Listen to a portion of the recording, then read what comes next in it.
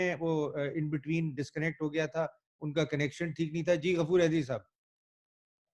شکریہ جناب چیئرمین.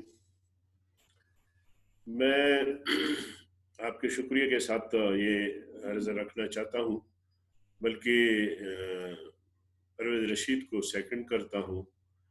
گزشتہ ایک اسی طرح ویڈیو لنک میں چیئرمین صاحب نے بلایا تھا, تو اس میں بھی میری رائے یہ تھی کہ ہمیں اجلاس بلانا چاہیے.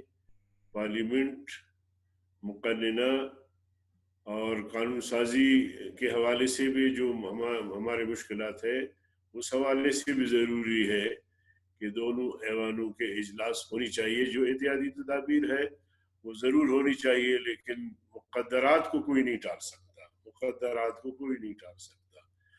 تو ایک تو بات یہ ہے کہ میں بھی تجویز کروں گا کہ سینٹ کا اجلاس ہو. اس کی کیا ترتیب ہو سکتی ہے وہ آپ حضرات بہتر جانتے ہیں. دوسری بات یہ ہے کہ یہاں جو حکومت نے جو فیصلے کیے ہیں, پاکستان کے تمام مکاتب فکر کے علماء نے ان فیصلوں کی تائید کی ہے اور حکومت کا ساتھ دیا ہے. لیکن بدقسمتی یہ ہے کہ حکومت میں یہ صلاحیت شاید نہیں ہے کہ وہ سب کو لے کر ساتھ ساتھ چلے. کہیں مساجد پہ چھاپے تو کہیں علماء کی گرفتاریاں, اور کہیں سختی تو کہیں نرمی. تیسری بات یہ ہے کہ جو بات سامنے آئی ہے احساس پروگرام کے حوالے سے, اس میں بھی ہم دیکھ رہے ہیں کہ اس میں پارٹی بازی یا بندر بانٹ دیکھنے میں آ رہی ہے, اور بنیادی طور پر جو ہونا چاہیے تھا وہ چیز نہیں ہو رہی ہے. تو اس پر بھی توجہ کی ضرورت ہے. اور اس کے ساتھ ساتھ یہ بھی دیکھا گیا ہے کہ وفاق اور صوبوں میں یکجہتی نہیں ہے.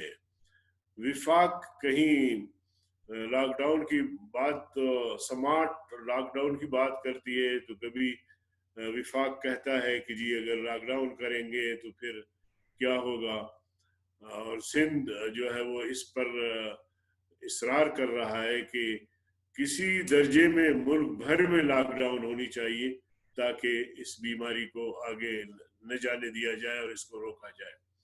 تو یہ یکجہتی جو ہمیں دیکھنے میں نہیں آ رہی, میں سمجھتا ہوں کہ اس کا ذمہ دار بھی وفاقی حکومت ہے. اور اسی طرح جی ہمارے جو ڈاکٹرز ہیں, ورکرز ہیں, جو جان ہتھیلی پہ رکھ کے کام کر رہے ہوتے ہیں, بار بار شکایتیں آ رہی ہیں کہ جی ان کو وہ سہولتیں مہیا نہیں ہیں کہ جن کے ذریعے سے وہ اپنا بھی تحفظ کر سکیں اور مریضوں کو بھی بچا سکیں. تو اس لیے ان چیزوں کو بھی ہمیں بہت ہی گہرائی سے, اور حکومت کی ذمہ داری بنتی ہے. اور اب تو چائنا سے بھی چیزیں آ رہی ہیں اور حکومت کے پاس بھی بہت سارا کچھ ہوگا. لیکن ایک بات میں ذرا وضاحت سے کہنا چاہتا ہوں کہ وفاق کی حکومت بار بار یہ کہتی ہے, ان کے ذمہ دار لوگ کہتے ہیں کہ جی 18ویں ترمیم کے حوالے سے صوبوں کو اختیارات دیے گئے ہیں, تو اب یہ صوبوں کا کام ہے. تو میں نے اس میٹنگ میں بھی کہا تھا کہ پھر وفاق کس مرض کا دوا ہے, کس بیماری کا دوا ہے, پھر وفاق کی کیا ذمہ داری بنتی ہے. اور آج کل یہ مہم بھی چلی ہوئی ہے کہ 18ویں ترمیم کو ختم کیا جائے گا, اور اس کی ضرورت نہیں ہے. اور اسی طرح NFC ایوارڈ کو جو ہے وہ اس کو ختم کیا جائے گا.